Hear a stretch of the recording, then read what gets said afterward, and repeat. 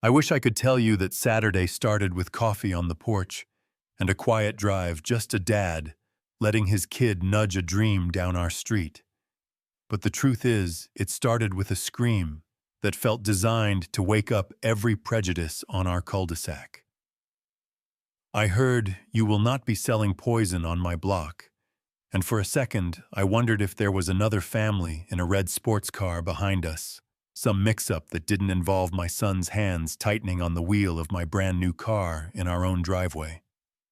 Then I saw her pearls yoga set, perfect blowout jaw, clenched, the kind of neighbor who says hello with a measuring tape in her eyes. My name's Noah Caldwell. I'm a lawyer, that boring kind of disciplined, where you put your rage into briefs and let the ink do the shouting. My 17-year-old Miles had gotten his license 3 weeks earlier, and I finally let him circle our neighborhood in my carmine red 911. Nothing wild, a mile under the limit, with me narrating the turn signals like a golf announcer. We were easing back into the driveway, engine purring like a cat that belonged to me for once, when Patrice Langford, 3 houses down, HOA royalty by vibe if not by title, materialized at the edge of our lawn like a warning sign on stilettos. "Is it stolen?" she asked, not really asking. "Or are we moving into distribution now?"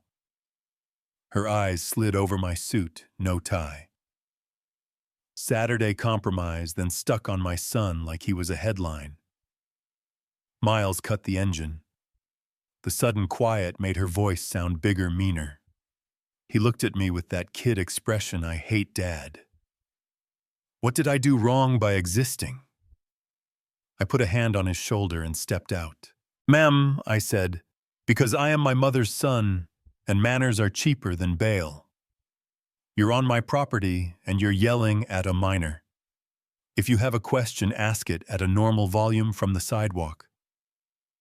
She smiled like I'd confirmed her worst suspicions. "So it's a family operation," she said. "Noted." Then she lifted her phone and started narrating to no one and everyone, 2 black males, expensive car, aggressive posture, she's in fear for her life. The words were choreography phrases designed to summon cruisers and tilt the field before the first whistle. The siren arrived like a freight train. 2 cars boxed our driveway. The older cop, Sergeant Dorsey, had the look of a guy who's seen every bad idea twice.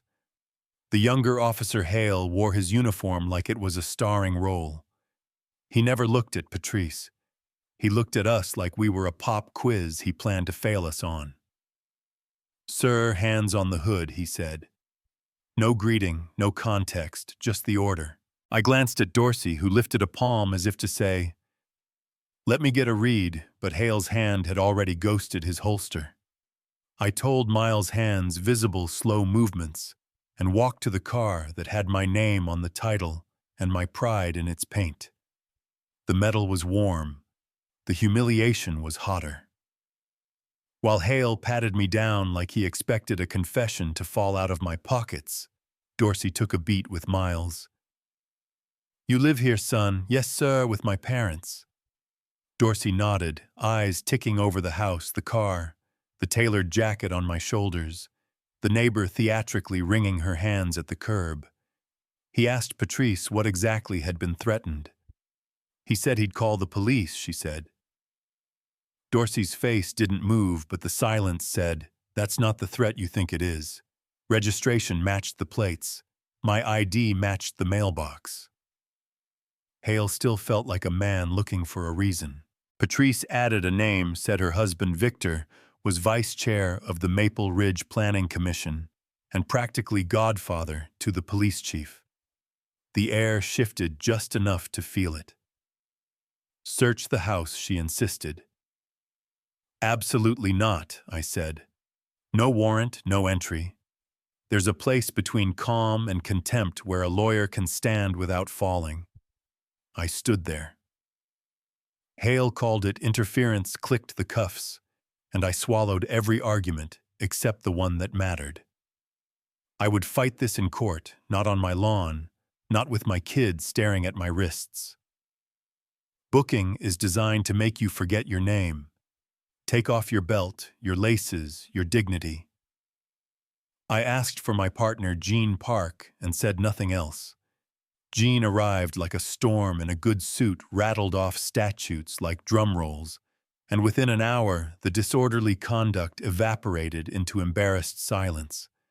No case filed. No report that could survive the light. I walked out with finger ink on my hands and a new kind of anger under my ribs, colder, smarter. The Langfords didn't take the loss.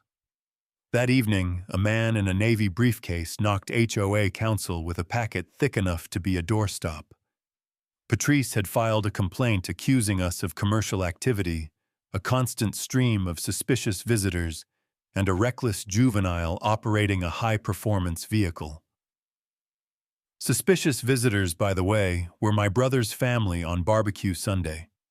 The constant stream was a sectional delivery and 3 Amazon vans like every house in America. We turned our dining room into a war room. Jean and I filed records requests for the 911 audio body cam from both cruisers and any prior complaints filed by Patrice. My wife Ava started a softer front cookies to the neighbors on either side conversations about school mascots. And trash day, not a word about the incident. People need a story to replace the rumor. She gave them one with butter and sugar. 2 days in Mrs. Whitaker, the retired teacher across the street. We'd only ever traded mailbox nods with, called Ava voice trembling.